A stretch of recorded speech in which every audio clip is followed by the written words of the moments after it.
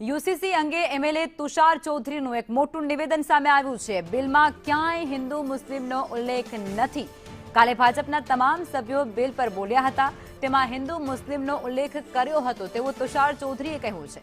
આ સમગ્ર બિલ એ ચૂંટણીલક્ષી ગણાવી રહ્યા છે તેવો રાજકીય એજન્ડાવાળું આ યુસીસી બિલ તેઓ કહી રહ્યા છે। તુષાર ચૌધરી વધુમાં કહે છે બિલમાં લિવ ઇન રિલેશનશિપને પ્રોત્સાહન હોય તેવું દર્શાવાઈ રહ્યું છે। लिव इन रिलेशनशिप ने जो मान्यता आपવાની વાત કરી છે આજે કયા ધર્મમાં એવું કીધું છે કે लिव इन रिलेशनशिप ને અમે માન્યતા આપીએ આજે સામાજિક બી એની સ્વીકૃતિ છે ખરી તો એવા જે लिव इन रिलेशनशिप ને બી પ્રોત્સાહન આપવાનું કામ આ બિલ થકી કર્યું છે એટલે આ બિલ માત્ર રાજકીય લાભ લેવા માટે લાવવામાં આવ્યું હોય કારણ કે બિલમાં કોઈ જગ્યાએ કોઈ હિન્દુ મુસ્લિમનો કોઈ ઉલ્લેખ નથી।